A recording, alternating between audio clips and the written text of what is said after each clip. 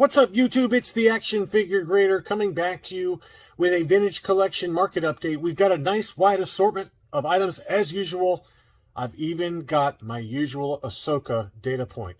I don't think there's been a video in a while I've done for the vintage collection in terms of price data where I've not included an Ahsoka, and this one is no exception. But now let's go ahead and dig right in with easily what is becoming the holy grail of the vintage collection, and that's the Canadian VC20 Yoda on the Return of the Jedi alternate card back with the multi-language name pill.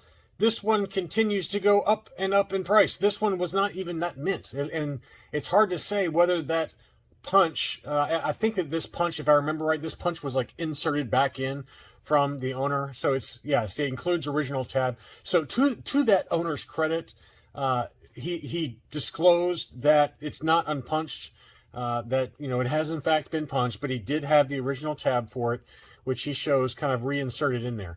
But at least he disclosed it. I mean, we've seen and talked about how less scrupulous sellers will kind of put it back in there and try to market the item as unpunched. Well, luckily this seller was on the up and up. It did have quite a bit of edge wear. It was not, near mint plus by any means. Probably like an overall 85 at best. But it still sold for $1,299 US. This one actually sat for a little bit on the market. It sat for, I don't know, a few weeks or so. But, I think that, we had talked maybe a year ago or so, and I was like, what is going to be the first retail normal release TVC to hit $1,000 at retail? And, Ahsoka was in the running for a little bit. Obviously, that's fallen way off after the reissue has been announced. But I still think that this one is kind of the holy grail for standard retail releases. Obviously, you got Salacious Crumb, you've got the Jar Jar Binks and Carbonite, you got the Mouse Droid, you've got some other rarities out there. But this one is the creme de la creme. The creme de la creme. So just another data point for those of you looking. I think the highest price point I've seen so far is $1,800 US. That was for an unpunched example, really nice condition too. But man, you're talking some big boy money for this one, and I don't foresee that one going down at all. Even though they are releasing an Empire Strikes Back Yoda that is correct, the actual figure's correct for that for the era. This is obviously the Revenge of the Sith version of Yoda, but wow, just a big number. A few VC25 sold, and a pretty wide range of price points, I guess, depending on condition. This one didn't look too bad. It had just some very, very minor edge wear down there at the bottom. Very, very, very faint edge wear all the way around it. This one sold. This is obviously R2-D2 with the drink tray. This is the servant R2-D2 from Jabba's sail barge. So this one did have the free Boba Fett rocket firing Boba Fett offer. That one sold for $43 on 12 bids. Another one that was offerless, it was true offerless, didn't have the paperwork inside. This one looked to be in really great shape. Nice unpunched example. That one sold for $70. It did have some edge wear I didn't notice there on the upper right by the VC25. So, that held the price down a little bit. This is another one that sold. This one had 23 bids. Also offerless, but in much better condition. This is the one I was thinking of that I was going to pull up. This one looks pretty good. I mean, it had a little bit of wave to the card. Very, very faint edge wear, but of the three, this is probably the best condition of them. Maybe not. Maybe not. There's some edge wear there, too. He's got some scuffing there on the Star Wars logo. So, I mean, none of these were perfect, I'd say, but they were all, 85 plus condition, somewhere in that ballpark. This one sold for $75. So you got an offer, one with an offer that sold for 43 and change. Let's call it 53 with shipping. Another one that sold for $77 shipped, and then another one that sold for $81 shipped. So that gives you a pretty nice tight range there for not perfect, but let's call it near mint minus condition. VC25 R2-D2. Here's another interesting one. This was Sam Wessel. I really like this figure. The more I look at it, the more I really like it. I love that alternate head sculpt. The alternate face that you could put on there. Nice sculpt to the figure. Love the card back. Love. Absolutely love. Really nice. So unpunched, very faint edge wear overall, but great shape. That's a pretty card. I really like that one a lot. That one sold for $62 plus another $9 shipping. That's a pretty fair price to me. This is one that a buddy of mine, Wiz, who I believe is a Patreon supporter. Correct me if I'm wrong, Nick. But I think he was bidding on this one, and I was like, yeah, that one's hot. This one is hot. I would buy that one if you can. And it actually sold for a pretty reasonable price. $152.50, I think, is a pretty good price for a VC34 Jango Fett. That was a nice condition, too. Really pretty. I love the colors on this. I can't wait to get my Canadian back. I don't know when that's going to get done. Probably like, I would think probably May or June, somewhere in that time frame. But I've got an unpunched Canadian that'll probably get 85 or 85 plus is my guess. But I love that card back, man. It is so hot. That one sold again for $152.50. That's the US card, unpunched. All right, so yet another data point for VC64. This is the offer sticker Princess Leia slave outfit, unpunched. Looked to be pretty nice, but this is the retail release, not the STCC version. That one sold for $305. It seems like 300 and plus has kind of been consistent. You know, they said $25 shipping also, so $330 was the final sales price for that one, and that's kind of in line with market. I mean, I haven't seen any real deals lately. It seems like it's going to be $290 to $350 ballpark for VC64 Leia.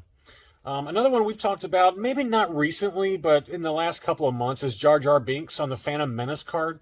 This is one it's holding its value pretty well. It's maybe come back down a little bit, maybe 10% or so, just with the rest of the market. I mean, it seems like if someone asked me, hey, action figure grader, what's the average kind of price dip that I saw for the vintage collection, ranging from, you know, September to January or December? Because that's kind of when the dip really happened for the vintage collection. My round number would be 10%. That would be my round number. Again, there's going to be some like Ahsoka that had massive 50% drops, and there's going to be some that are less. Some that even went up. You know, I would say like the Darth Vader's Emperor's Wrath's probably gone up a little bit. But anyway, I would say that the average for the whole TVC market was down about between maybe 10 to 15%. It would be my number. So this is about right. This is about in line with what it's done. Jar Jar Binks was kind of in that barely above 100 mark, 105, 110 range. Now it sells for 92 plus $5 shipping, so that's $98. You know, that's a pretty good number, I think, for an unpunched, really clean example of Jar Jar.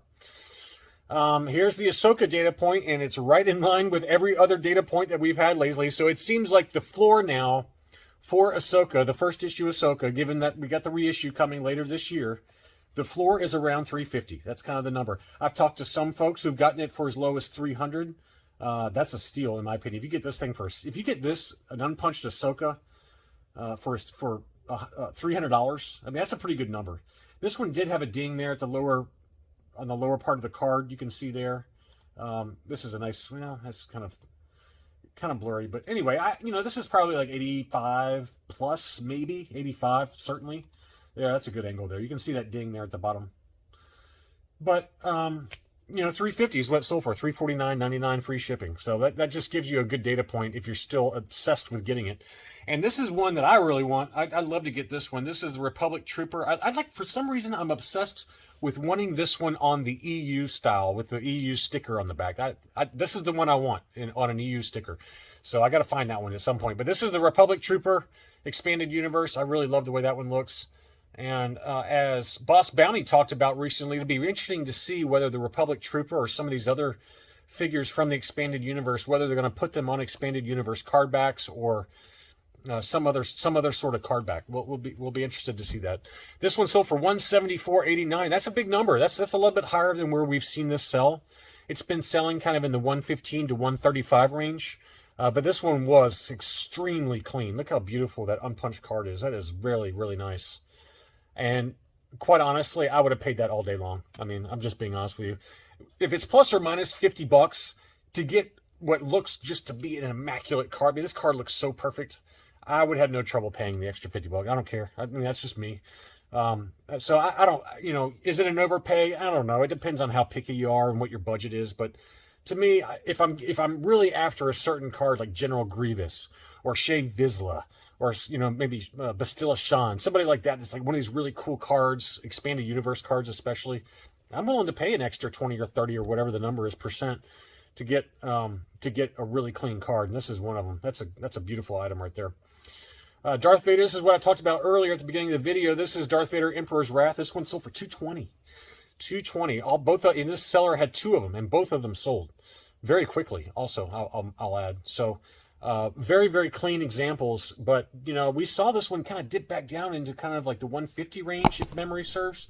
For all my quotes, when I start talking about past prices, it's all up in here. Okay, so there is no guarantee that my data is correct. I'm just going on memory, and I haven't gone back and looked at prices for any of these, but I do remember seeing these in kind of the low 150s and below. I mean, even like 130s, I think, is what we saw for some of these. Now, these were extremely clean, so again, you got to factor in that the people are willing to pay a price premium for a very, very clean example of VC 115 Vader Emperor's Wrath, but 220, that's a big jump. I mean, that's definitely moved up quite a bit from where we've seen it. Now, is it at the peak? Absolutely not. I think the peak we saw for Vader was around 300, if memory serves. VC 115, I think, hit a peak around 290 to 300. And so it has pulled back quite a bit. I mean, that's, let's call that about a 25, let's call it about a 30% drop. So that's one. It seems like maybe the more expensive TVC, with the exception, obviously, of the Canadian VC20. When the market gets hit, those really, really pricey ones are the ones that take a bigger than the average drop. That let's call the average 15%, 10 to 15%. The more expensive ones seem to be the ones that take the hard hits for whatever reason. So Vader Emperor's Wrath was certainly one of those. All right, we got a modern one here. We got a very recent release. This is Clone Captain Rex from the Bad Batch 4-pack, the Amazon exclusive 4-pack. We documented one that sold for over $200, and I said be patient because that's ridiculous. Well, it's already come back way down. I mean, this is a third off. Maybe, let's call it 85 off 200. I mean, it's over 50% drop. Let's call it about a 60% drop versus that peak price of 200 plus that we saw just a couple of weeks ago. So this one sold for $85 on 32 bids plus $10 shipping. So that's $95. So that's less than half of what the one sold for just recently. Now, when these Bad Batch items really start hitting the U.S. market, we're going to see that drop even further. I guarantee you. I bet that'll get into the 50s and 60s pretty quick. So, but I just thought I'd show a data point here for a loose Bad Batch, unpunched out of the 4-pack, by itself. So it's a really pretty item. I like that one a lot. Okay. I've got a couple of miscards I wanted to show. One of them I did bid on and did not win, of course. But this is one that I missed from earlier in January. And I believe the seller reached out to me on Instagram and he asked me what I thought it was worth. And I said, I have no idea. In the current environment with miscards, these factory error miscards, they just go for big money. Big money. So I don't know if for a fact if this is the same guy, if this is the same person that had it. I think it is, though. I think it is because he has his own YouTube channel and he documented picking it up and finding it in a store. I don't know if it was Target or what, but anyway, this one was listed on eBay back on January 10th for $2,500 and it was bought. Someone did pay $2,500 for it. So this is the IG-11 on the Tebow card. So it's a factory error miss card. I've got my Tebows. I've got my IG-11s from Big Bad Toy Store, the collector grade. I have not sent them in yet, and I haven't even looked at them. They're still in the cardboard box, but that is an awesome figure. It looks so good in the packaging, and it looks really good with that Tebow card back. So someone paid $2,500 for that miscard. Now that's crazy. It's crazy. There's no way I'd pay that. But this is one I did bid on. This one just closed yesterday, February 2nd. And this one, this auction was for the Emperor's Royal Guard on the normal card back, along with an Emperor's Royal Guard that was on a Princess Leia Bespin Escape card back. So another factory error miscard. There was only a couple of photos, but he did, add this one later that shows the back. But it looked legit. I mean, it looked legit. So you're taking a little bit of a risk that it's not. But this seller had like 11,000 items that have sold with 100% positive feedback. So I'm going to go ahead and say that it looks legit to me. And I want to say thanks to Pat for reaching out to me with this one. I was already the high bidder when he reached out to me, but he did let me know about it. So thank you for that, Pat. But anyway, I did end up losing. I bid on this one pretty hard, and I was probably, if I had to guess, I was probably second I was probably third in line, maybe even lower based on the final sales price. I can't justify these kind of prices. So this one sold for $666 on 48 bids, and I tried my best. I mean, I recognize that, yes, there is a miscard market now that is substantially higher than where I bought the vast majority of mine. It changed rapidly. It's gone up quite a bit. Obviously, we've documented like the Mandalorian Boba Fett one that sold for over $8,000 We've seen a Darth Vader, I believe it was Mandalorian Beskar, that sold for 1,600. So yes, I understand that with certain characters you're going to be paying up. This one, it is cool to have a Leia. I mean, I'm sure some Leia Focus collectors salivated with this one, but I did my best, folks. I went pretty hard on it, and it was more money. Put it this way, my bid was more money than I was comfortable bidding on. so I just didn't want to spend any more money, and but I still went pretty hard. And I came close, but I wasn't super close. I certainly wasn't second in line. Put it that way. But it did sell for $666 on 48 bids yesterday, and congratulations to the buyer for that one. It was not me though, unfortunately. A couple of other graded TVC data points. I try to kind of save the graded towards the end because if I'm being honest with you, I know that most of you who collect the vintage collection don't collect graded, and I'm trying to kind of save it towards the end in case you don't like graded, looking at prices for graded stuff. So I hear you. But this was one that I needed to point out because the price has accelerated on it pretty dramatically. Whether it's because of the Book of Boba Fett or not, I don't know. But it seems like the prototype armor mail away Empire Strikes Back Boba Fett is jumping up in price. This was a U90 AFA graded. You can see the label there. Historically, I would say on the upper end, it was like 200 to 250, even, during the peak of the market. This one just sold for 500. 500 bones is what this one sold for. So that is, to my knowledge, that's the highest price I've seen for the prototype Fett graded, or at all, really. I mean, I've even seen some examples where it was encased with the mailer box next to it, and it didn't even come close to this price. So part of it's the uncirculated aspect of it. I get that. But that's a big number. That to me strikes me as Book of Boba Fett related kind of price mania there. Here's another interesting one. This was an AFA 8.5 Dolte Dauphine, I think is how you pronounce his name, from the Phantom Menace. I know this character and this card back and this action figure doesn't get a lot of love. I actually love the way it looks. I like that character. I always love the character debuts on the stickers. On the blisters. I just think it looks really cool. So you got the character debut sticker plus the Darth Maul offer sticker. I love that combo. It just looks cool. I love it. That one sold for $94. It did have some scratching on the case, it looked like, but $94 plus $12 shipping. That's a pretty good price for a graded TVC. This is another one that really shocked me. I was like, wow, that price is pretty high. Darth Malgus AFA 90 was the grade on this one. Darth Malgus is awesome. It's one of my favorite expanded universe characters in terms of the TVC. 90, 85, 90 were the grades. Just anything character debut, man, I'm going to go nuts for it. But it looks so good. It looks so good. I got the Canadian version, and I'd love to get this US version, but $250 was the final sales price on that, plus $13 shipping. That's a pretty dramatic price jump versus where it was even 6 months ago. You could have picked this up for $125 or less, 6 months ago. So that one definitely is a big number. Also, I want to point out this seller, Roll Tide in Texas. He's awesome. This guy has got an amazing collection. He and I are friends on Instagram. He's got an incredible collection, specifically Roll Tide, your graded comic 2-packs, the Dark Horse comic 2-packs. He's got some of the best ones out there. They're all high grade, and I salivate every time I look at him on his Instagram. But shout out to him because he's actually great. He's a great guy. I highly recommend him. I've never worked with him, as a buyer seller situation, but he and I talk pretty regularly on Instagram. All right, what else we got? We got a 9.25 grade carbonized Mandalorian. This is a Walmart exclusive. I know that the carbonized figures are not everyone's cup of tea, but I've gone on record stating that, hey, think about this kind of item 5 years from now or 10 years from now. What's going to be hard to find in high grade? Well, probably these Walmart exclusives, and maybe people just won't care about the carbonized. I get that because they're not numbered and they have that shiny look that people don't like.